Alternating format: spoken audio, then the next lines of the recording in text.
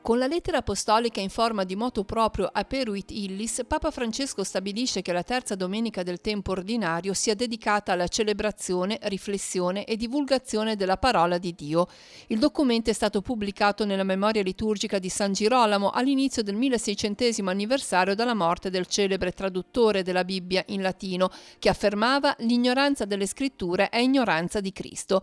Francesco spiega che questa iniziativa, già pensata a conclusione del Giubileo straordinario della Misericordia, intende rispondere a tanti fedeli che chiedevano che fosse istituita la Domenica della Parola di Dio. Un momento, spiega il pontefice, che si colloca in un periodo dell'anno che invita a rafforzare i legami con gli ebrei e pregare per l'unità dei cristiani. Francesco esorta a vivere questa domenica come un giorno solenne. Sarà importante che nella celebrazione eucaristica si possa intronizzare il testo sacro, così da rendere evidente all'Assemblea il valore normativo che la parola di Dio possiede. I vescovi potranno in questa domenica celebrare il rito del lettorato o affidare un ministero simile per richiamare l'importanza della proclamazione della parola di Dio nella liturgia.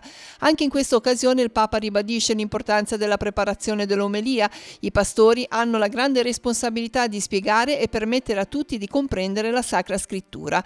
Non si può improvvisare il commento alle Sacre Scritture, scrive il Papa, che poi spiega: a noi predicatori è richiesto piuttosto l'impegno di non dilungarci oltre misura con omelie saccenti o argomenti estranei. Quando ci si ferma a meditare e pregare sul testo sacro, allora si è capaci di parlare con il cuore per raggiungere il cuore delle persone che ascoltano. Francesco esorta a non assuefarsi mai alla parola di Dio, che richiama sempre in modo nuovo all'amore misericordioso del Padre, che chiede ai figli di vivere nella carità. La lettera si conclude con un riferimento a Maria, che ci accompagna nel cammino di accoglienza della parola di Dio, insegnandoci la beatitudine di coloro che la ascoltano e la custodiscono.